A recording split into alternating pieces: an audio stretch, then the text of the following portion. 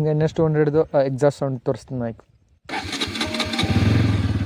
ನಾವು already cold start ಮಾಡ್ಕೊಂಡು ಬಂದೀವಿ, ಅದಕ್ಕಾಗಿ ಡೈರೆಕ್ಟ್ ರೆಬ್ ಮಾಡಿ, ಯಾಕಂದ್ರೆ ಹಂಗೆ ರೆಬ್ ಮಾಡಬಾರ್ದು ಯಾವತ್ತು, ಅದು ಇಂಜನ್ ಸೇಫ್ ಅಲ್ಲ.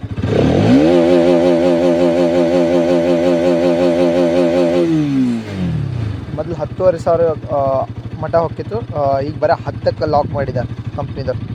ನೋಡಬೇಕು, ಕೇಳಬೇಕು.